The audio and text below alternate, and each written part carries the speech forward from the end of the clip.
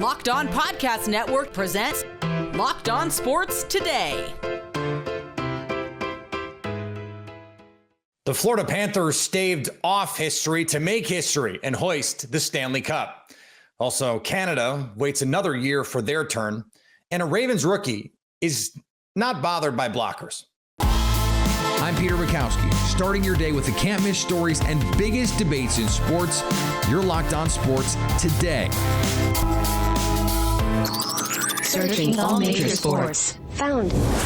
Let's start with the biggest story. They took the long way around, but they've been waiting for their entire franchise history to get there anyway, so they might as well wait till Game 7.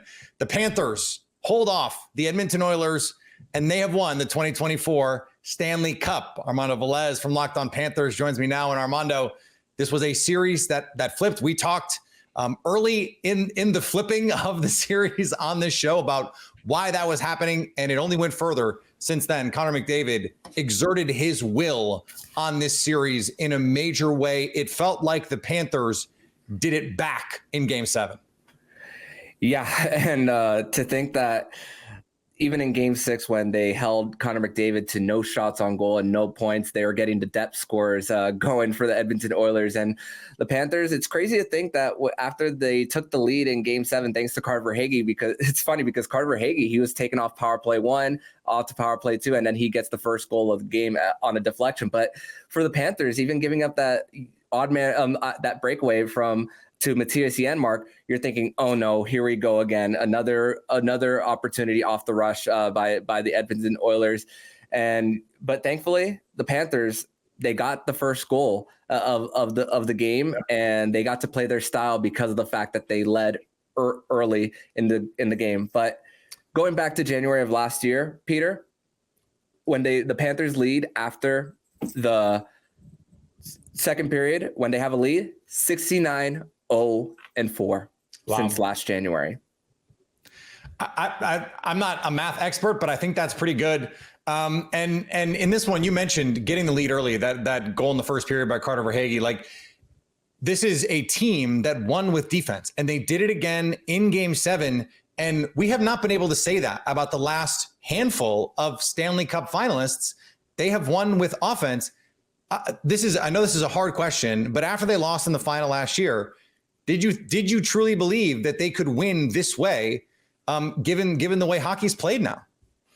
I mean, when you make the trade for Matthew Tkachuk just a few off seasons ago, it really reset everything for the Cats. And just with the Panthers running gun style that had them eliminated after round 2 in 2022, there had to be a change when you make that trade for Matthew Tkachuk. Bring in a new coach in Paul Maurice, where at the time Andrew Burnett was an inexperienced head coach too. So it's a combination of different things for the Panthers, and in order to play a style of play that is just mean, gritty, and think about forecheck opportunities, kind of like running the football in American football. Yeah. That's the way to actually enforce your will and like kind of take time off the clock, keep time in their own zone, in the opposition's zone, excuse me. It's kind of like that for the Panthers on how to create an opportunity to create off-script goals. And for the Panthers, protecting the middle of the ice, keeping the opposition perimeter base and that first pass out of the zone. So that is really the importance of the style of play that the Panthers were able to win the Stanley Cup with. Yeah, your own Florida Panther wanted to get in the shot there for just a second. I appreciated that. This was a Game 7 where, despite being a 1-goal game, once the Panthers took the 2-1 lead, it never really felt in doubt. It felt like the Panthers just sort of strangled the life out of the Oilers. How did they do it? I mean, it really came down to just the neutral zone for them. And when you are forcing them a little bit east-west, when it comes to that, the entries aren't as clean for the opposition. And there are times where they cut it close, where probably the play of the game where Gustav Forsling blocks a shot, creates a check, and then him, Montour, and Eetu Luostarinen just collapse in front of the net and just don't allow another opportunity for that McDavid line for the Oilers there. So really, Bobrovsky didn't even have a stick for that. No, he didn't. And it's crazy how the Panthers just are just so mentally focused and just very into their system, and they're trusting each other. It's great puck support for them, and also not overcommitting with irresponsible pinches. We didn't really see that, as like I said earlier, that breakaway goal by Matthias Janmark, that was the only one they basically gave up in the game. They tightened up after that. I know this is a tough one, but we heard a lot about Canada, and since 1993 they hadn't had a cup. But there has been, certainly from outside hockey, but even inside hockey, some sneers about hockey in Florida, and the Lightning sort of put some of that to bed. But this is not even just Florida. This is South Florida. Is there a little extra that feels a little bit, just like not even a cherry on top, but like a little extra sprinkle, because this is even more validation that not only can this work, this can work at the highest level? Yes, and that I would also like to mention the back Kelly Cup champions in the Florida Everblades too. They've won the last 3 for them. So also in addition to growing hockey in the state of Florida too. So that's another thing for just how it's grown so much. Youth hockey is going to grow. We learn to play programs too, economic impact, corporate sponsors, season tickets. The Florida Panthers, 30 years of being a joke, and also relocation rumors, possibly moving to Quebec City too. And also I was very vocal on the Arizona Coyotes moving, because I also thought that this could have been the Florida Panthers, but no more for the Panthers. No more of those rumors, as they also built a new practice facility in East Broward County too. So now the Panthers, they spoke about constantly about being a destination franchise. They put their money where their mouth is, and now it's solidified as a hockey market. Stay up to date all year on the Florida Panthers by subscribing to Locked On Sports Today and Locked On Panthers on your favorite podcast app and on YouTube. Thanks for making Locked On Sports Today your first listen. Coming up, the Oilers came so close to a historic comeback, but fell just short. Before we get to where they go from here, the Cavs have a new boss. I love sports. I love them so much, I never want them to stop. But as the playoffs wind down, we get fewer games. And the sports aren't sportsing like I want them to. But FanDuel lets me keep sports going whenever I want. All I have to do is open the app and dream up a bet anytime I'm in the mood. And this summer, FanDuel is hooking up all customers with a boost or a bonus daily. That's right, there's something for everyone every day all summer long. Garrett Cole is making his second start of the season as the Yankees are across town to take on the Mets. FanDuel loves the Yankees to get the win in Queens and has their money line -156. Head over to FanDuel.com/lockedon and start making the most out of your summer. FanDuel, official sports betting partner of Major League Baseball. If you're catching this episode after hearing your favorite Locked On show, make sure to subscribe to Locked On Sports Today on YouTube or wherever you get your podcasts so you never miss an episode. Cavaliers are hiring Golden State Warriors assistant Kenny Atkinson as the franchise's next coach. Kenny Atkinson is an offensive-minded coach. He is someone that I do believe, given his track record, given his history, I do believe will help to elevate this team offensively. And I think that is the second most important thing that needed to happen as part of this coaching search. And the first most important thing was having Donovan Mitchell sign off on whoever the Cavs were going to hire. It certainly sounds like Mitchell is on board with this. And I think Atkinson's offensive prowess, what he's done, and the thing that I look at when I'm speaking about that is some of those early Brooklyn Nets teams. Yeah, it didn't work with him with Kevin Durant and Kyrie Irving once those guys got there. I'm not sure that there was a coach in the NBA that it was going to work with at first, especially given everything that happened there. And I know part of the reason why Atkinson ultimately left that job was because he wanted to start Jarrett Allen instead of DeAndre Jordan, which was the right decision to be making at that point. When I look at Kenny Atkinson's hire in Brooklyn, or his tenure in Brooklyn, I should say, I look at how he was able to get the most out of D'Angelo Russell. JJ Redick was introduced as the LA Lakers head coach on Monday, and he addressed the misconceptions about himself and having, no NBA coaching experience. I've certainly heard everything. It's been a really interesting 6 weeks or so, just in terms of, being part of the engagement farming industry. It's been really interesting. However, I don't really have a great answer for your question because I really don't give a like, honestly. I want to coach the Lakers. I want to coach the team. I don't want to dispel anything. I don't. I want to become a great coach in the NBA, and I want to win championships, and I want my players to maximize their careers. That's all I care about.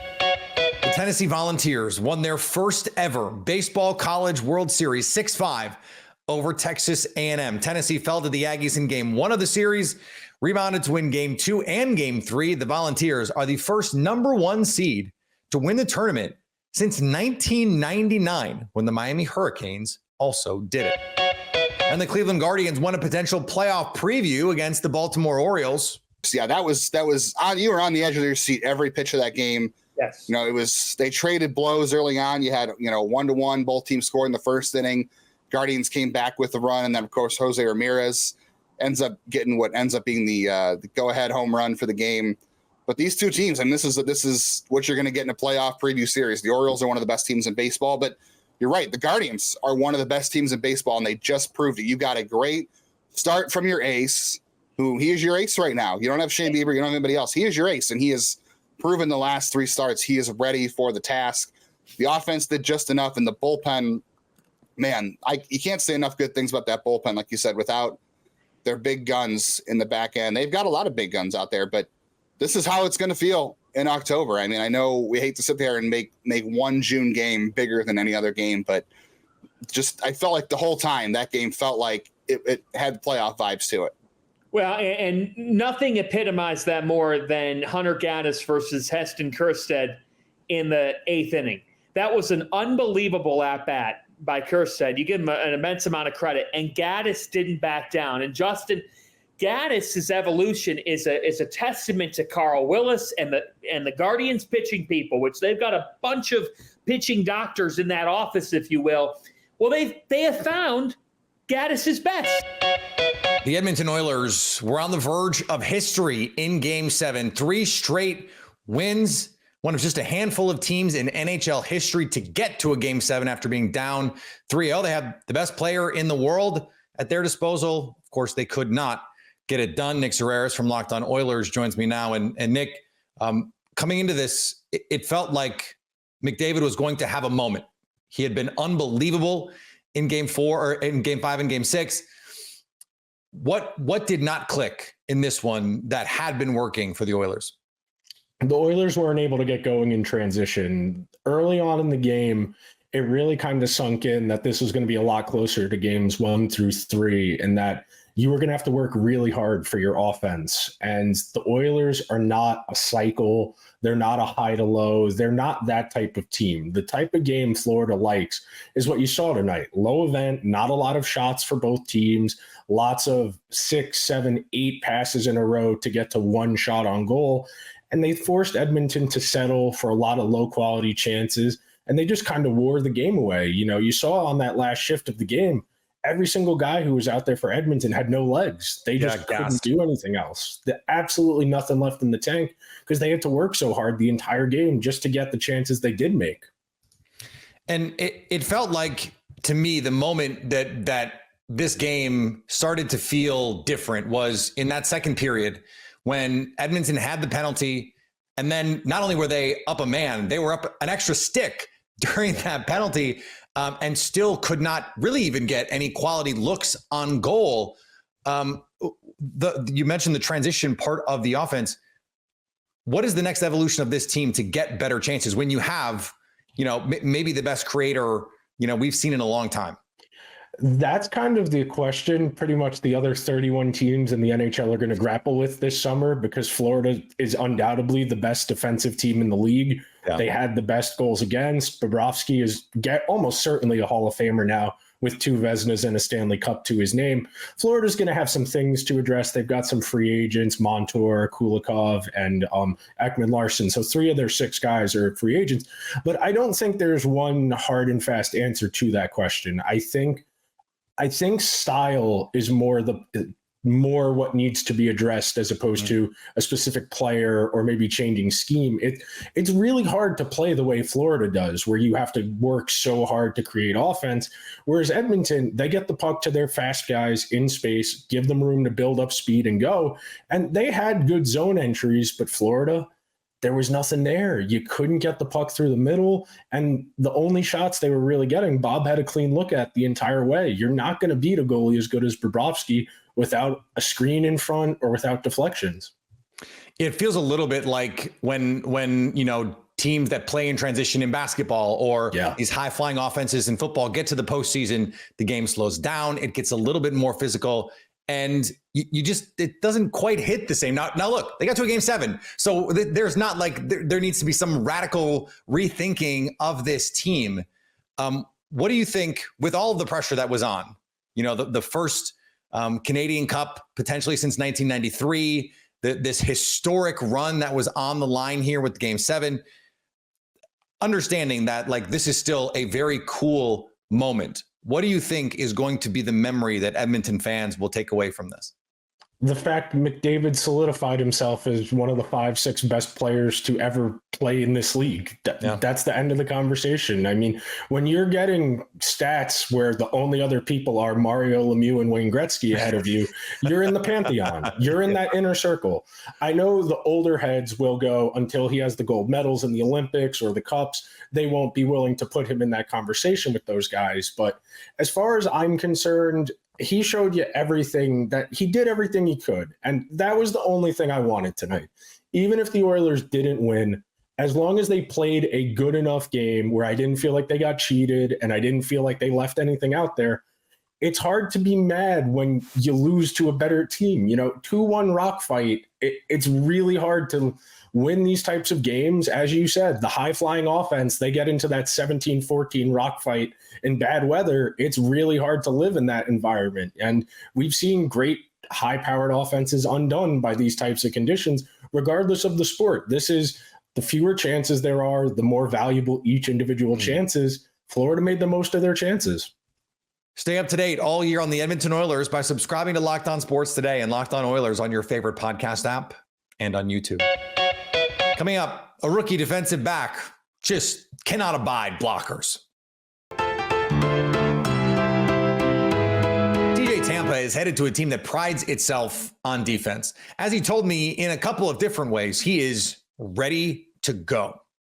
Joining me now from the Baltimore Ravens, the former Iowa State standout corner, TJ Tampa. And TJ, you were a draft prospect that seemed like a consensus, certainly top 100 pick. You fell a little bit. Are you the kind of player that is going to do the Amon-Ra St. Brown and be able to name every corner that went ahead of you in the draft in like a year or two? No, I definitely won't be able to do that. But I definitely got a chip on my shoulder, ready to work. So the pre-draft process, that had to have been unlike anything you had gone through before. Like recruiting is one thing, but then to go through the combine process and all of the interviews and all of that. What do you think you're going to remember about all of that? What stands out to you now in your mind, having gone through that? And it's still a relatively recent thing for you. I'm gonna try my hardest to forget about all of that, but the combine was probably one of the things where it was like this is a terrible week. Like I didn't even participate in the combine. I felt bad for everybody that was participating in the combine. It's just Wait, why are you trying to forget about it? What was so difficult for you? I mean, like I would just say just like training like every single day and doing some off the field stuff like just for one day. It's a little stress involved with it. You try not to get too high, try not to get too low. It's one of those deals, but it was definitely a fun process, just going through everything, just for knowing that you only got to go through it once. And it's a little relief once you hear your name called and everything. It's definitely a little release. Yeah, what was that moment like when you finally get to know, okay, I have a landing spot. It's a terrific organization. It is a place where you have a defensive pedigree. You have some other guys who you can come in and learn from. Like that moment, walk us through that moment and your feelings there. Yeah, when I first got the call, I was just like, nothing else really mattered. The only thing that mattered were the people that was talking on the phone and that they believed in me to pick me, and just being excited for that. And then I would say a couple of days after that, that's when you start really realizing who's on the team, like where you're about to be at, what they stand for. And that's like another realization where you're like, okay, I went to a great organization. I have a former teammate that plays for the team that can help me out. There's a lot of good vets on the team. And yeah, there's a lot of different types of players on the team that you can get a lot of different advice from. And so then you get the chance to be on the field. What is the biggest adjustment you needed to make? The biggest thing that stood out to you is like, oh, this is different than maybe I thought it was going to be. Yeah, of course, there's small things just within defensive coverages that we did and that I did in college that they don't necessarily do in the NFL, or they do it a different way. And just being able to get reps at how your organization, how your coaches want things done, and just getting reps at that to change the habits that you already have, which is hard to do, just going back to old habits here and there, but it's definitely good to get a lot of reps in throughout practice and just get familiarized with everything. Stay up to date all year on the NFL by subscribing to Locked On Sports Today and Locked On NFL on your favorite podcast app and on YouTube. And finally, you heard from JJ Redick on his thoughts about being a podcaster turned NBA head coach. Of course, he was a longtime NBA player too. He quipped that for the time being, and hopefully it's a very, very long time, I'm excommunicated from the content space. So there will be no podcast. I'm done podcasting for now. Remember, he had started a podcast with LeBron James after he was the host of Old Man and the Three back in 2022. He says he and LeBron didn't talk about the Lakers job until after it was offered. Regardless, I hope JJ does come back to the podcast space at some point. I mean, it's like the old, just when I thought I was out, they pull me back in. If you're catching this episode after hearing your favorite Locked On show, make sure to subscribe to Locked On Sports Today on YouTube or wherever you get your podcasts so you never miss an episode. Also, if you're a new subscriber to Lost, we're here for you with the biggest stories in sports every day. Coming up on the next Locked On Sports Today, what does the new coach mean for the Cavaliers' chances of retaining Donovan Mitchell and Darius Garland? So at least until tomorrow, stay locked on sports today. Locked On Podcast Network presents Locked On Sports Today. For more episodes of Locked On Sports Today, go to our video on demand. Click on sports at the top of your screen. There, you'll find past episodes of Locked On Sports Today, plus other Locked On shows on demand.